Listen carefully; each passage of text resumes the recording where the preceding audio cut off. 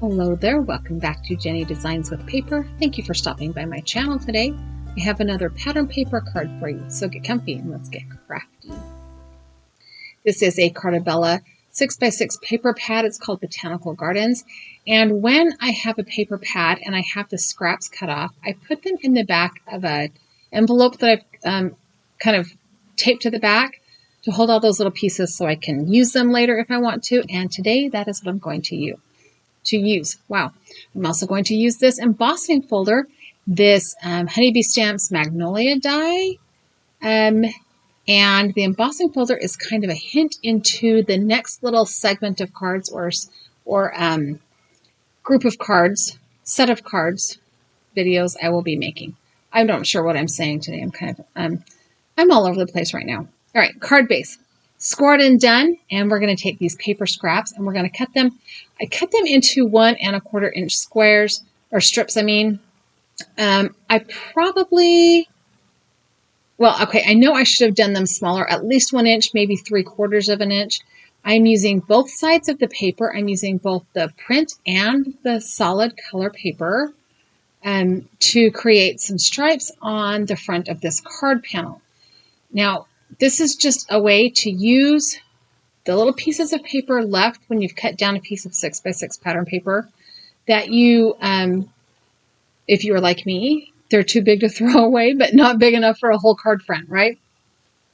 So I have 6 or 8 of these pattern paper strips, and some of them are patterned, some of them are the solid, the B side of those pattern papers. There's one print that had a lot of purple in it that I decided not to use, but I'm kind of using everything else I have in there that is long enough to go across the front of the card.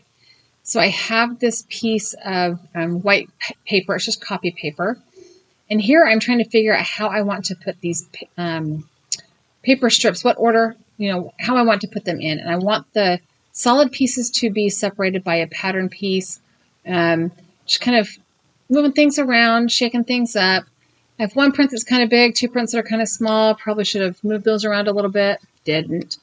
I am adding double-sided adhesive with my ATG all over this piece of copy paper, and then I put a little piece down on my desktop to hold it in place. I'm going to take this one pattern paper, the little pink flowers, and I chose the pink flowers because pink is kind of the predominant color in this card. And I'm using the grid on my work surface to line that up as straight as possible. And then I decided to cut the solid pieces down to smaller, so that they were originally 1 1/4. I think now I cut them down to 3/4 of an inch. And I did that because I knew I was not going to get all of the patterns on if the width that I cut them. And spoiler alert, I still didn't use all the pieces I trimmed down. No big deal. They went back into the envelope on the back of my pattern paper pad to be used another time I have some grand idea of how to use all of my pattern paper scraps.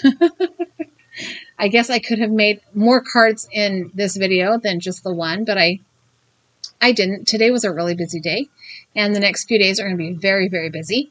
I may or may not have a video up on Friday, and I'm hoping to still get crema coloring up on Monday, but that is also questionable at this point. Yeah, I'm having surgery, so we'll just throw that out there. I'm having surgery, and so I may or may not have videos for the next couple of days. All right, now that I have all of my paper strips on there, I've pulled out this Honeybee Stamps deckled edge die, and I'm just going to cut this down. I'm kind of putting that die so that there's a strip of solid paper across the top and the bottom, and I'm going to run it through this embossing folder. One tip with embossing folders, and not necessarily the older school ones and this thin paper, but thicker paper and the thicker embossing folders, wet them down just a little bit, just a tiny bit. So here this has the deckled edges. It also has those little daisies on the front, which unfortunately on the video you can't really see, but in real life there's just enough texture to make that background kind of a little more interesting. So I'm going to go ahead and add the panel that we just created. That is the royal we there that I just created to the front of the card. And then I'm going to assemble this magnolia. So I have cut the layers out in 4 different colors of pink pattern paper, or pink cardstock rather, with that back one being substantially darker than the other 3, which I was worried about, but in the end, I don't hate. Now, this is a little trick I learned from Kelly Taylor over at Kelly Taylor Cards. When she's all about the dimension. And so when she is layering her honeybee dies, she lays them down on top of each other how they're supposed to be, and then uses a light colored Copic marker or alcohol marker to put in where that piece lands to create the shadow. And I love the look it gives. I may have been a little heavy-handed. I'm using my W3 and my W1. On the petals, I used a E29 on the little brown center and a YR14, I think, on the little yellow piece, little part of the stamen there. So I just kind of added the marker to just where the overlaying piece touched it, and then on the little yellow piece, I just added it right in the middle. And then I did that with the lightest marker, the W1, on the petal pieces. And then I'm going to go back, and before I assemble it, I'm going to pull in that W3 and kind of feather those lines out a little bit. So I'll use the W3, and then I'll pull the W1 back in to lighten it up. But I'm just adding a little bit of shadow so that it looks like those petals are a little more dimensional. I love, okay, so I'm having a hard time with words today. I am in love with Honeybee Stamps layering dies. A long time, or I shouldn't say a long time ago, but a number of years ago, I stopped buying as many coordinating dies because my wonderful hubby purchased me a scan and cut. So a lot of the images I can just run through my scan and cut out if I don't feel like fussy cutting them. And that left me more money to purchase stamps with.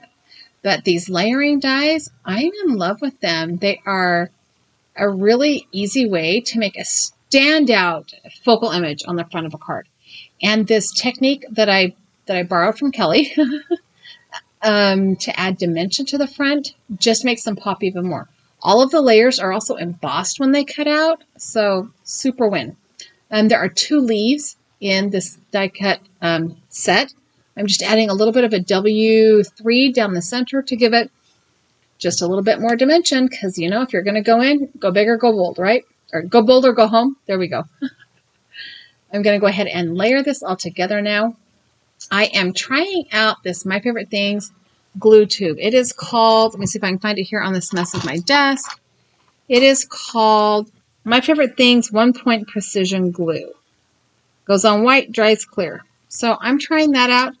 The tip is not super fine point. I think it's a little bit bigger than like the Tombow Mono glue bottle, but it's not huge. So it worked for this really well.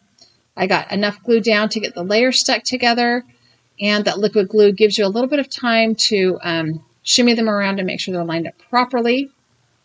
I am using my reverse tweezers there because when you are assembling die cuts, those reverse tweezers are like your best friend. They are the best thing in the whole wide world. The last part of this little magnolia is a little yellow stamen.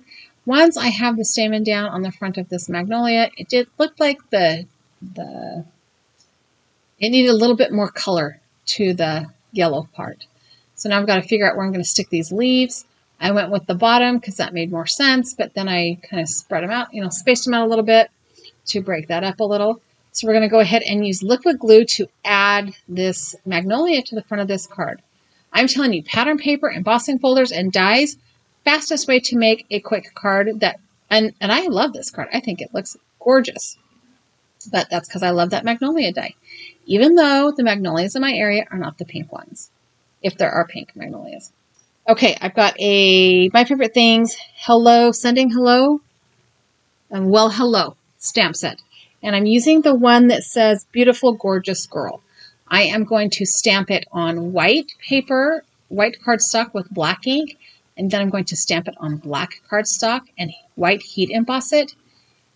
Just because I wasn't sure which one I thought would look better. Real world, I thought the white one would look better.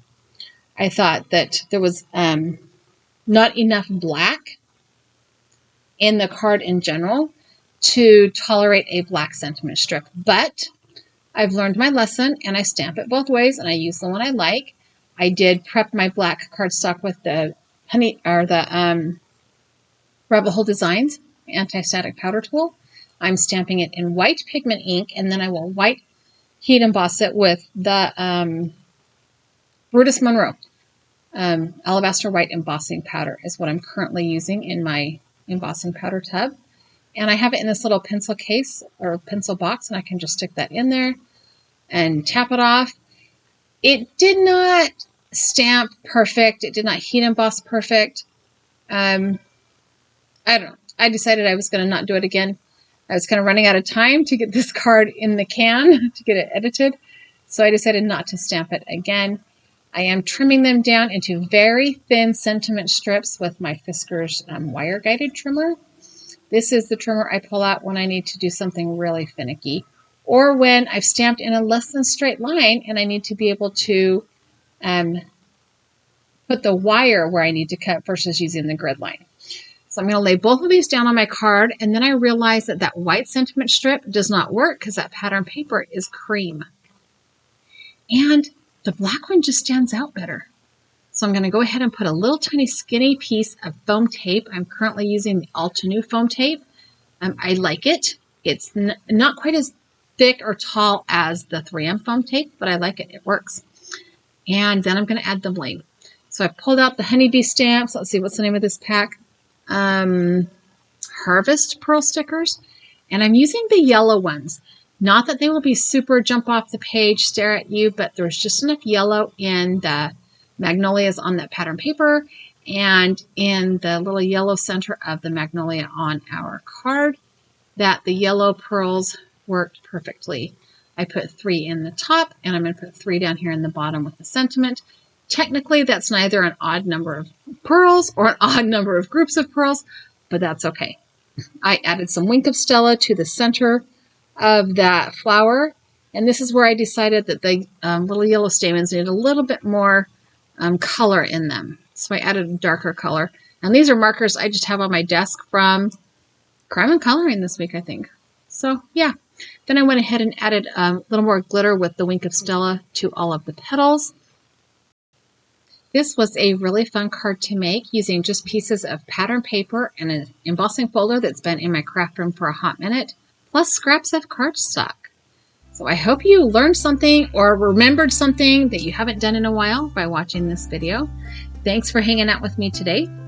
I have a couple of other videos here I think you will like. I've also added that subscribe button. If you have not yet subscribed, I would love it if you did. Give me a thumbs up, let YouTube know you like the video. Leave me a comment down below and let me know if you like the layering dies. And have a really fabulous day.